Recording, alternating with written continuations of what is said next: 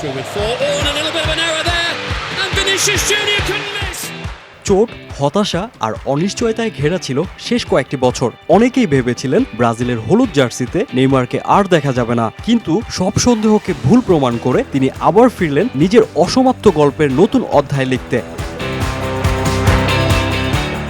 2023 সালের অক্টোবরে উরুগুয়ের বিপক্ষের ম্যাচে ইনজুরিতে পড়ে যন্ত্রণায় কাতর হয়ে মাঠ ছেড়েছিলেন নেইমার। এরপর কেটে গেছে দীর্ঘ 981 দিন। অবশেষে সব শঙ্কা আর অনিশ্চয়তাকে হার মানিয়ে বিশ্বকাপের মঞ্চেই নিজের প্রত্যাবর্তনের গল্প লিখলেন ব্রাজিলের এই প্রাণভোমরা। গ্রুপ পর্বের শেষ ম্যাচে স্কটল্যান্ডের বিপক্ষে 75তম মিনিটে বদলি হিসেবে মাঠে নামেন নেইমার। গ্যালারির হাজার হাজার দর্শক তখন দাঁড়িয়ে চিৎকার করে স্বাগত জানালেন প্রিয় 10 নম্বরকে। প্রায় 20 মিনিট মাঠে থেকে নেইমার 24 বার বল ছুঁয়ে দিয়েছেন, 12টি নিখুঁত পাস আর একটি অন টার্গেট শট। গোল না পেলেও তার ফ্রি কিক, কর্নার আর মাঠে থাকাটাই ব্রাজিলকে এক অদ্ভুত আত্মবিশ্বাস এনে দিয়েছিল।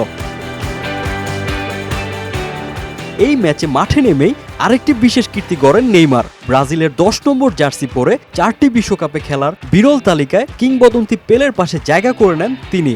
এদিকে মাঠের লড়াইতেও আগুন ঝরিয়েছে সেলেসাওরা।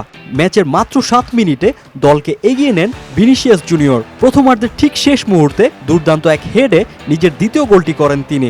এরপর 60 মিনিটে ব্রুনো গিমারেসের পাস থেকে দলের 3 নম্বর গোলটি করেন ম্যাথিউস কুনিয়া। শেষ পর্যন্ত 3-0 গোলের বড় জয় নিয়ে গ্রুপের সেরা হয়েই মাঠ ছাড়ে ব্রাজিল। তবে সব ছাপিয়ে ম্যাচের আসল নায়ক ছিলেন নেইমার।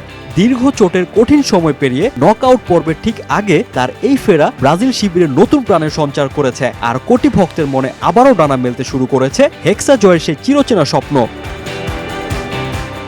ফারহান কবির, ডেস্ক রিপোর্ট, হ্যালো বাংলাদেশ।